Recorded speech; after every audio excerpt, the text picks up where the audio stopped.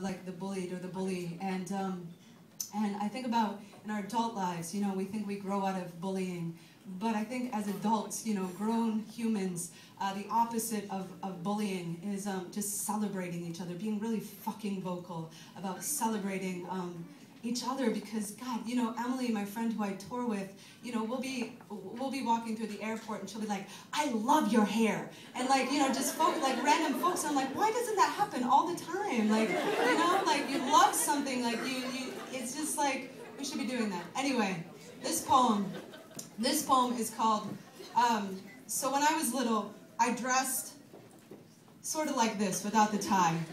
And I got teased all the time for dressing like a little man. I got teased the most by this one girl named Yolanda Neptune.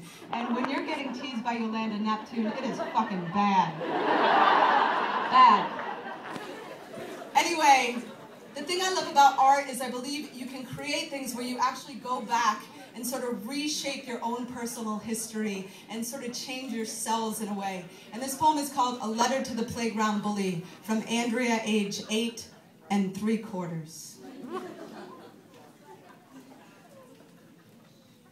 Maybe there are cartwheels in your mouth.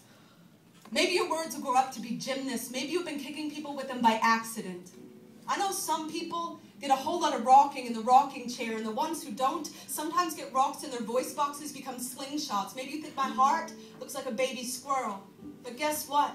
You absolutely miss when you tell the class I have head lice, because guess what? I 100% absolutely do not have head lice, and even if I do, it is a fact that head lice prefer clean heads over dirty ones. So I am clean as a whistle on a teapot. My mother says it is totally fine if I blow off steam. As long as I speak in an octave, my kindness can still reach. My kindness knows mermaids never ever miss their legs in the water, because there were better ways to move through an ocean than kicking.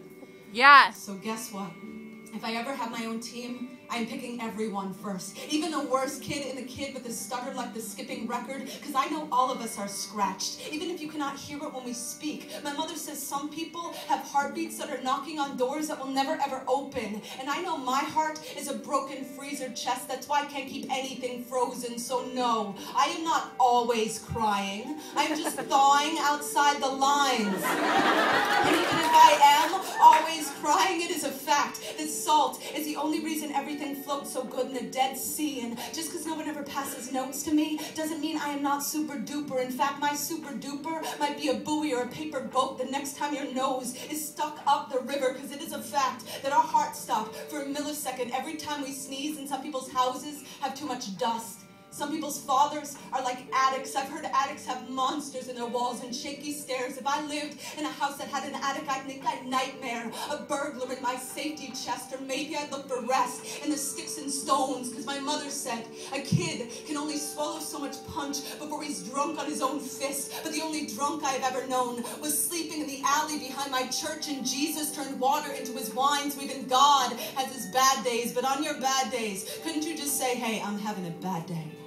Instead of telling me I'm stupid or poor, that I dress like a boy, because maybe I am a boy and a girl. Maybe my name is Andrea Andrew. So what? It is a fact that bumblebees have hair on their eyeballs, and people also should comb to everything they see. Like an anchor man is not a sailor. Like the clouds might be a pillow fight. Like my mother said, every bird perched on a telephone wire decides the direction of its flight, but the conversation's running through its feet. So I know everything I speak can make hurricanes in other people's veins, or shine their shiny shine. So maybe sometime, if somebody would sit beside me on the bus, I could say, guess what? It is a fact that manatees have vocal cords, even though they don't have ears. Just like Beethoven played music even when he could no longer hear. And I know every belt that has hit someone's back is still a belt that was built to hold something up. And it is a fact that Egyptians slept on pillows made of stone. But it's not hard for me to dream that maybe one day you'll write me back like the day I wrote the lightning bug and said, I smashed my mason jar and I threw away the lid. I didn't want to take a chance that I'd grow up to be a war.